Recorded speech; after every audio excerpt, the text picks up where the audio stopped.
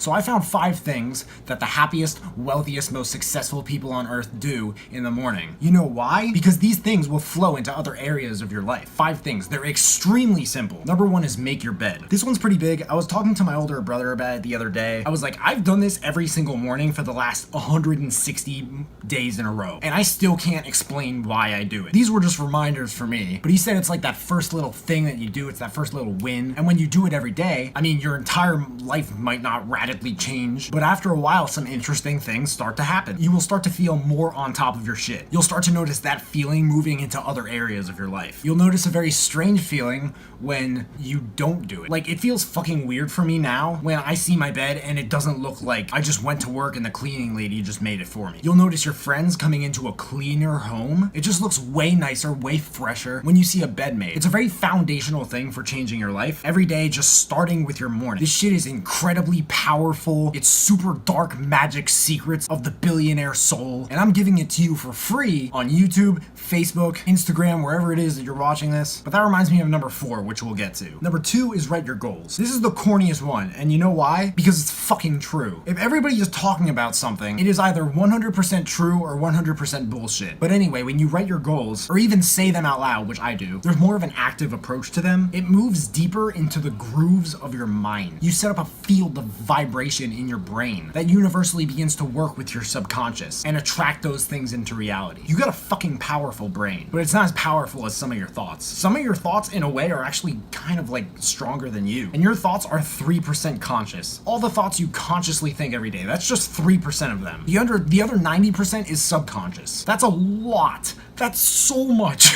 It's shit that you can't actively control. You can passively control it though. All those goals you repeatedly think about in your head throughout the day. What kind of goals? Well, they can be business goals. Grant Cardone actually said in one of his courses, it's better to make the number something very specific because everybody wants 100 grand, but nobody seems to want $102,495. They could be personal goals, like if you want a 6-pack, if you want an 8-pack. It's good I learned to attach numbers to everything. I'm still trying to work on this, but I read my goals the way they are at the moment every day out loud. Something that's super fucking important, by the way, is that you read them and write them as if they've already happened and you've already accomplished them. I say these are some of mine. I take 100 vitamins and supplements a day. I have coaches in every area of my life, physical, psychiatric health, music, etc., who I pay to keep me in check. My bills are automatically paid by other people and or artificial intelligence. I don't have to work to pay them off. You know why this is so important? You can't have what you don't already have. So you treat your subconscious like you already have it, and to make them true, your subconscious starts to attract things in what's called the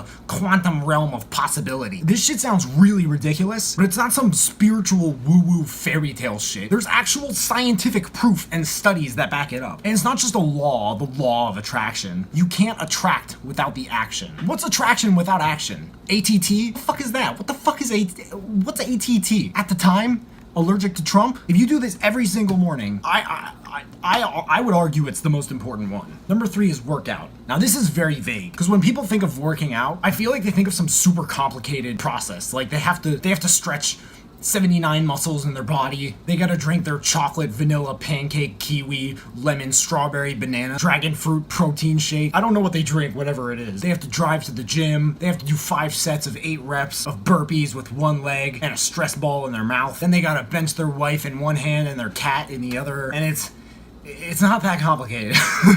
I mean, a lot of this shit is what you make it. I personally think way more than I need to about a lot of things, and it's kind of unnatural for me to simplify everything, so I'm trying to get good at it, and I think you should too, because it's totally necessary for clarity and a peace of mind when we both got a busy-ass day ahead of us. So keep it simple. Don't even leave your home. You don't even need to. I don't know why people leave their homes to work out. They come back and take a shower anyway. It's a waste of gas, it's a waste of time, it's a waste of money for their gym membership. Maybe that's just me. What if you don't work out at all? What if let's say you're super out of shape? Well, there's something I like to use for my workouts called the compound effect. There's an excellent book with the same name, going through the ins and outs of it by a guy named Darren. I'll link it in the description. You can apply it to every area of your life. I mostly find myself doing it with workouts. Basically, start small and adjust just a little every 3 weeks, every 21 days. Well, what if I weigh 300 pounds and can't do 5 push-ups? Do 3. Do 1. If you can't even do 1 good push-up, practice 1 push-up on your knees instead of with your feet. Do the very minimum or the very maximum that you can without killing yourself, and adjust it just a little every 21 days. I swear in 6 to 18 months, you will look, if not feel, very different. And when you feel different, you don't have to look different. The looking is gonna happen on its own. Now, the reason you need a workout is because it's extremely good for your well-being and health, but it's also important to get your energy flowing, to get your blood pumping. Remember, your morning is like you're preparing for a battle with mankind. You guys are gonna fight not against, but for. You fight for what you want, you fight for what's just, what's right, what you love. You fight for, like, what's this shit for? You can't do that if you treat your body like shit and you never work out at all. So you have to do something that gets your adrenaline moving, because motion creates emotion. Tony Robbins will stress the fuck out of this in his events. Plus, even if I'm tired, I fucking do my workout every single day, no matter what, no matter how I feel, no matter when I wake up, because it's a habit. It's a good habit and it's easy to live with. The earlier, the better. Now, how do you go about this shit with the 3 weeks? It's so exhaustive to have a calendar and check off every day. That's a physical object. It takes up space in my home, bro. Nobody even uses those anymore. I use an app called Productive. It's for daily, weekly, and monthly habit building. I use it mainly for daily habit building. You get to choose what you do,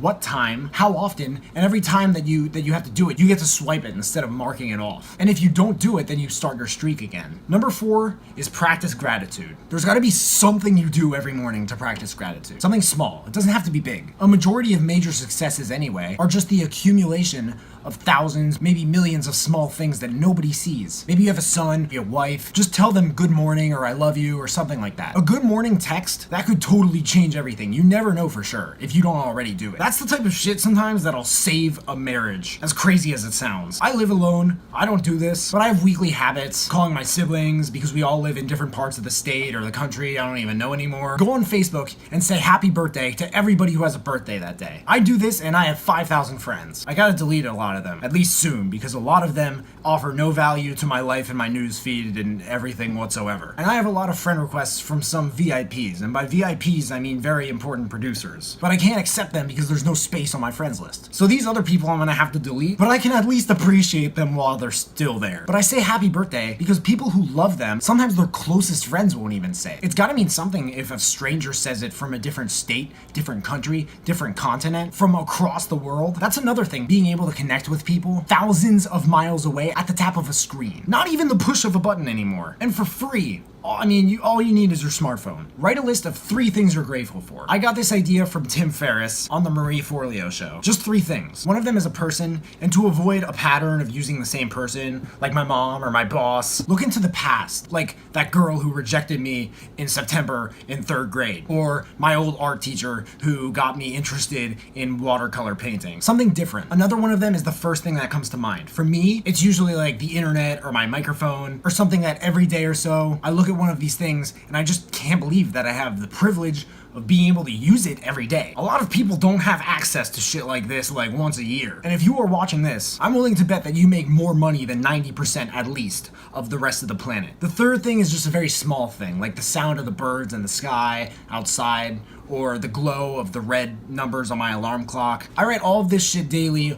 on an app called Perspective. Number 5 is check social media. I care a lot about my time. I like to get laser focused with it, or at least try, because it's limited. It's not like money. Money is forever. Money is abundant. It's all over the globe. How you spend your time is kind of what makes you your money, and you are the money you work for. But time is still a totally different part of the equation. Time is limited, but attention is an extremely valuable asset, and technology is more important today than your opinion. So you have to leverage those 2 things I just said to your advantage by going on social media and checking it. But you have to do it after, not before all that other shit that we just talked about. So go check all your shit. I have feeds on Twitter and Instagram that I check every 6 to 8 hours at the very minimum, but that's a topic for a different video. I respond to everything that I can that I think needs to be responded to. I gather every email I can for my email list. I think about what I'm gonna post throughout the week, etc. Now, how do you do so much of this in so little time? I use a stopwatch app. By the way, all the apps that I talk about in this video,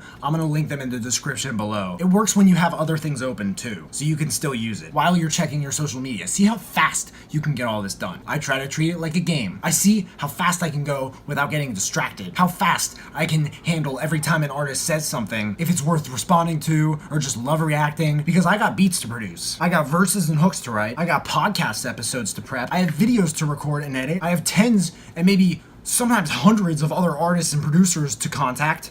It's insane. So I don't have time to sit around and pretend that I'm networking. I get straight to the point. I do everything in general as fast as I possibly can. That's the only reason I talk so fast in these videos. People tell me that I talk fast in my videos. But time is limited. Every second you spend alive is another second you spend closer to your death. Other than that, you gotta fit brushing your teeth, flossing, probably taking a piss somewhere in there. I don't know, that's what I normally do. Eating breakfast is extremely important, but I wrote all this assuming you already normally eat breakfast. By the way, I'm not like a total health nut or anything. Whether you eat breakfast or not, you need to eat a full meal for breakfast. It has to be healthy too. It can't just be a fucking Pop-Tart. It's gotta be like eggs and bacon. The bigger, the better. Now, obviously, there's a point of diminishing marginal returns for pretty much everything. Personally, I take medication that murders my appetite, so I make my bed, repeat my list out loud, put the food right in the microwave for 5 minutes, and I get my workout in by the time it's done. Then I do my whole thing with the gratitude list. Another big one, Steve Jobs did this one, Bill Gates does it. You write a little list of big things that you want to get done by the end of the day. Bill Gates writes 7 things, Steve Jobs wrote 3, I do 3. Again, I try to keep it simple. I'm more of an Apple guy anyway. Thank you guys so much for watching. That's my take on morning routines. Do you have a morning routine? How has it helped? Is it missing any of these things in my list? What is my list missing? Let me know in the comments below. There should be links in the description for every book, every interview, every app that I mentioned. You can find me everywhere, and I will see you then.